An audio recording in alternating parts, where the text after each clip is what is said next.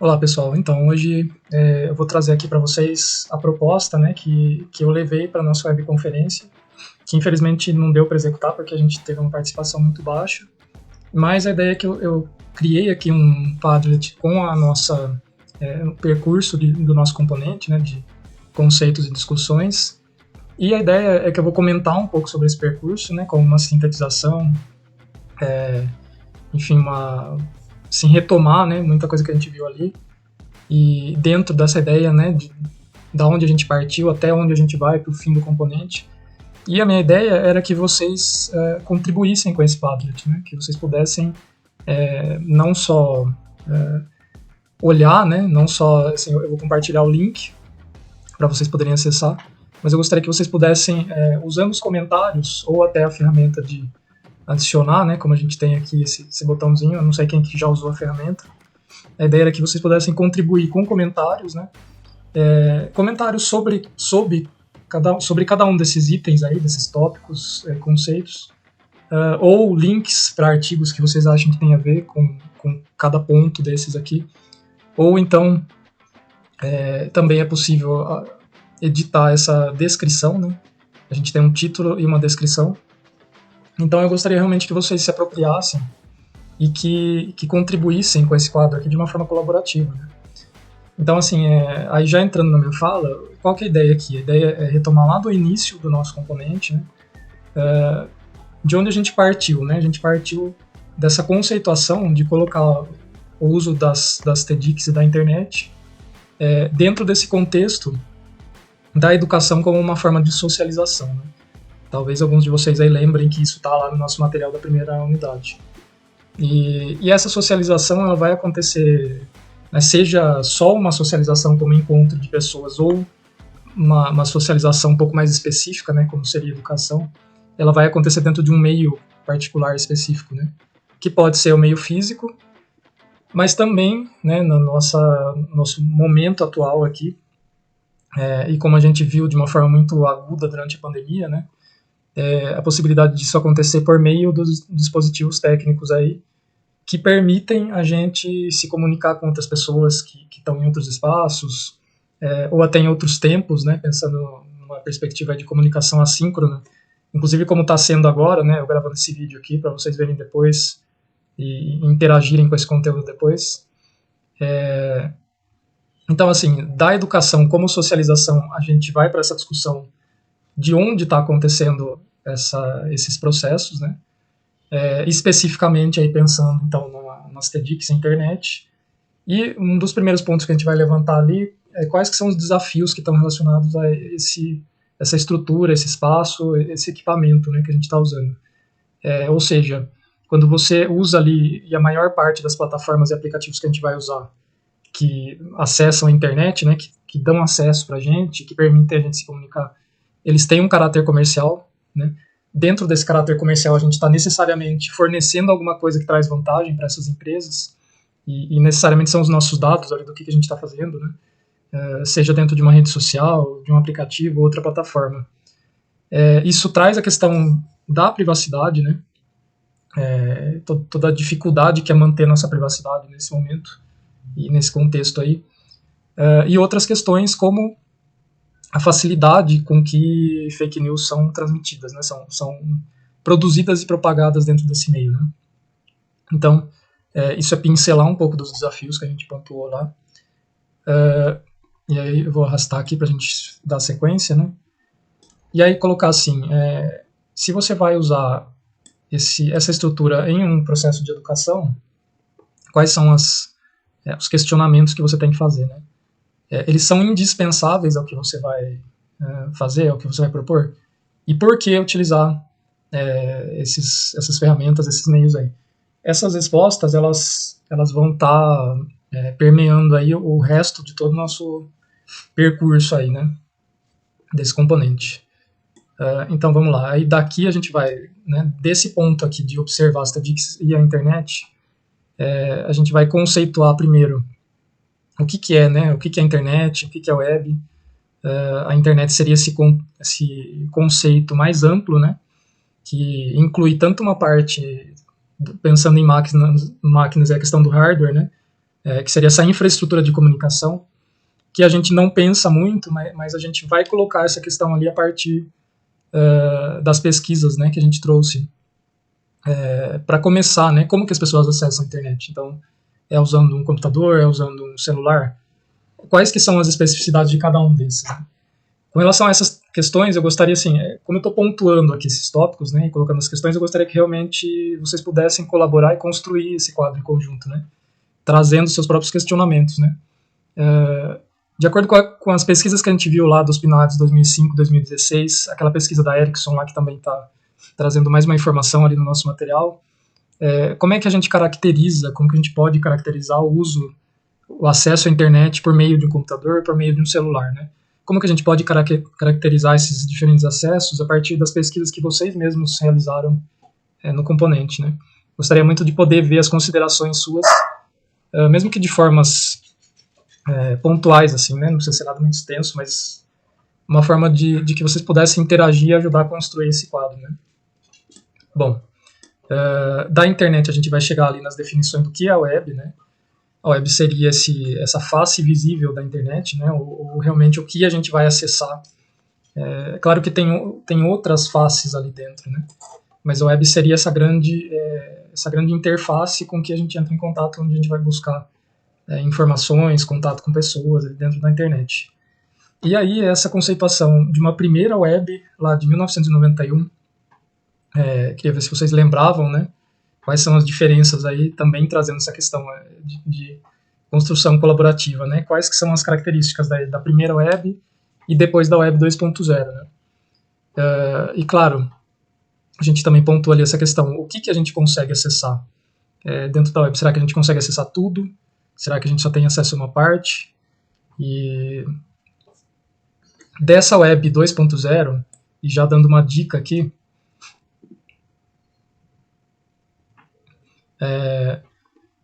da forma como ela é usada, né, a gente vai chegar nessa conceituação de rede social. E aí eu trouxe aqui uma definição da Regina Marteletto, né, que eu acho interessante, como caracteriza a rede social, né, algumas ideias que ela traz aí nessa conceituação. Então, essa rede como um sistema de nós e elos ali, uma estrutura sem fronteiras definidas, uma comunidade não geográfica, sistemas, né, são várias formas de se enxergar essas redes aí.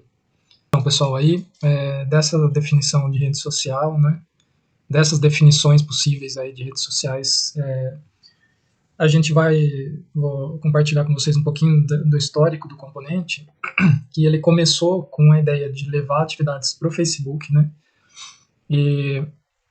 mas a partir das discussões mesmo que as atividades trouxeram, surgiu a ideia de usar uma rede social diferente, né, como é a Diaspora, muito pouco conhecida. Como vocês puderam observar, a gente praticamente vai e ocupa essa rede, né, que não tem tantas pessoas ali, a gente não vê conhecidos, e isso já gerou várias discussões também, né, o fato do porquê usar uma rede tão desconhecida, com menos recursos, com uma interface não tão, talvez, agradável quanto seriam outras redes, né. Eu, particularmente, acho interessante essa ideia de que a gente ocupa e a gente praticamente cria o nosso próprio ecossistema de postagens ali, quase sem interferência nenhuma de fora, né, para mim, e pelo retorno de algumas pessoas aí. Eu acho essa ideia bastante interessante, mas acho que também vocês podem colocar suas próprias contribuições e colocações sobre isso, né, e aí a gente vai ter quais que são as diferenças entre essas duas redes, né, com relação a todos esses aspectos aqui, né.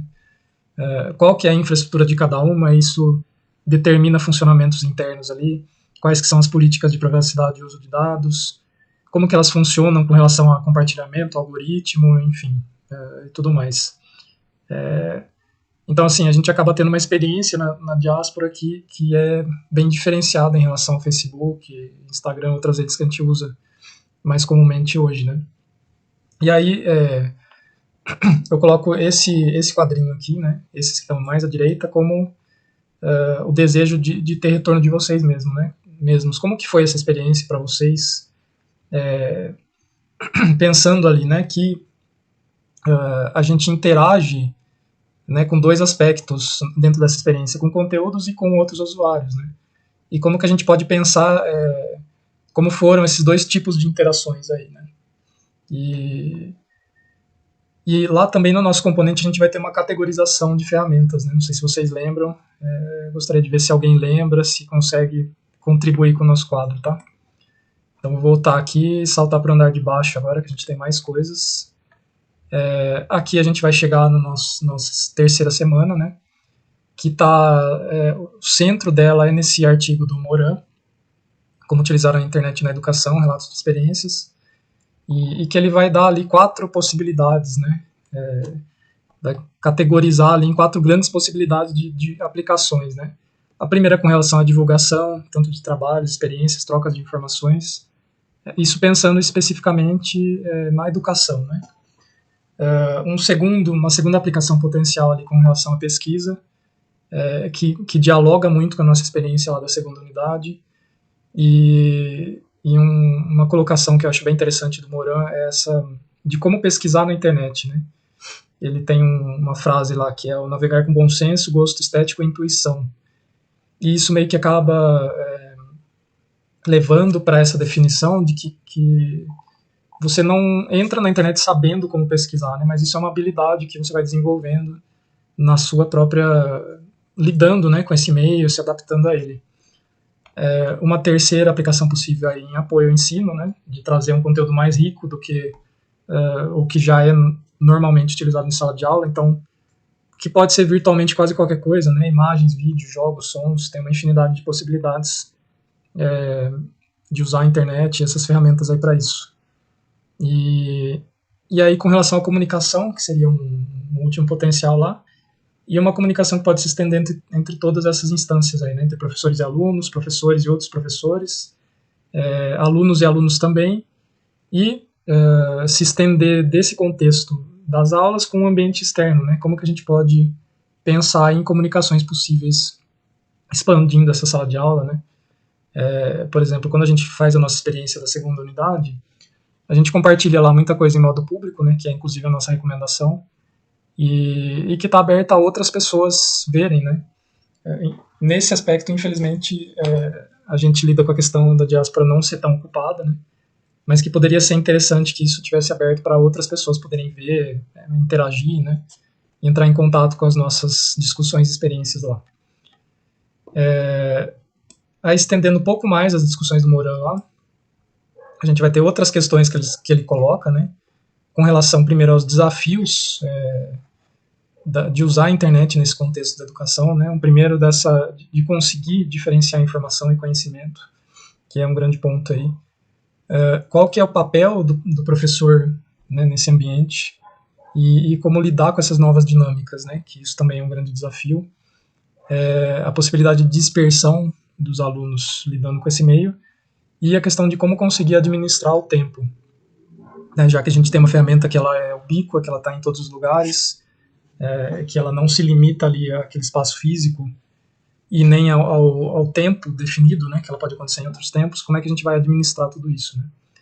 E daí um outro lado que seria mais positivo, também indicado pelo Moran lá, que é o desenvolvimento quase que natural de cooperação entre as pessoas que se envolvem com esse meio, né, com esses objetivos aí, um exercício de flexibilidade de pensamento, exercita também essa adaptação, né, ao novo meio, e pela própria contato que traz com culturas diferentes, acaba proporcionando essa multiculturalidade e um espaço onde as pessoas podem estar abertas a mais descobertas, né, do que seria no ambiente fechado de sala de aula, né. Acaba sendo um ambiente mais aberto e onde é possível se entrar em contato com mais coisas, mais assuntos, mais conteúdos diferentes e ter mais descobertas em relação a tudo isso. E aí tem essa grande questão, né? Como tem que ser a atitude do professor, né? O que seria desejável nessa atitude diante de todo esse ambiente aí? E a gente sempre cita no componente exemplos de aplicação, né? Dentro disso, a gente tem histórico aí de aplicações mas eu achei muito interessante o Fakebook, que foi uma indicação, inclusive, da aluna Karina desse componente, né? Que ele dialoga até com experiências passadas que a gente já teve no componente, só que elas não eram dentro de uma plataforma que fosse pensada para isso, como é essa, né? Então é até interessante vocês, quem não conheceu, né, a partir da indicação ali, dar uma olhada como que funciona o Fakebook e o tanto que ele pode auxiliar, né? Porque os alunos, para, por exemplo, criar um perfil de um personagem histórico, o tanto de pesquisa que eles têm que fazer e tem que materializar essa pesquisa dentro da ferramenta, né? É um exemplo de aplicação aí que eu gostei e queria citar aqui na discussão do nosso componente. E aí deixo aqui um cartão central aqui para quem quiser compartilhar suas experiências, tá? Novamente, assim, quem quiser contribuir, colaborar, vai ser muito bem-vindo, tá? E aí tem mais um aspecto aqui que eu estou apontando, ele já é uma direção bem nova, né? Mas que eu indiquei aqui que vai ser, eu acredito, uma discussão, quer dizer, é uma discussão que já está acontecendo e vai se intensificar cada vez mais, né? Que é a emergência da inteligência artificial, que ela não necessariamente é uma ferramenta que não necessariamente está conectada com a internet, mas ela está disponível, né? Assim como outras ferramentas que a gente indicou e discutiu aqui. Hoje ela é uma ferramenta que está disponibilizada pela internet em grande escala para quem quiser conectar, experimentar e ver o que é possível fazer, né? Então, e é uma forma, né? É uma ferramenta que vai ter impactos em todos esses aspectos que eu estou indicando aqui, né? Pesquisa, comparação, armazenamento, consulta de informação. Só que a gente tem que ter uma grande discussão a respeito disso, né? Porque quando você vai fazer, se, por exemplo, você conecta lá com o chat GPT e faz uma pergunta sobre determinado assunto, a inteligência artificial vai te dar uma resposta e você não sabe exatamente de onde ela está tirando essa resposta, né? Que é uma grande premissa aí do conhecimento científico, né? Quando você faz uma afirmação, essa afirmação é sempre feita por uma determinada pessoa, um autor, em um determinado tempo, a partir de uma determinada pesquisa, indícios, enfim. E tudo isso tem que ser mostrado, né? Tudo isso, isso tem que ser o mais transparente possível, né? Mas quando qualquer pessoa vai fazer uma pergunta para a IA, o próprio funcionamento dela é para apresentar uma resposta mais fechada, ou seja, sem mostrar como que se chegou a esse resultado, né? E então assim, é um grande questionamento que está iniciando agora, né? Até inclusive porque isso é muito novo, né, essa ferramenta aí, como que isso vai impactar em todos esses aspectos aí de circulação de informação e como que a gente pode dialogar com isso para partir da informação e chegar no conhecimento.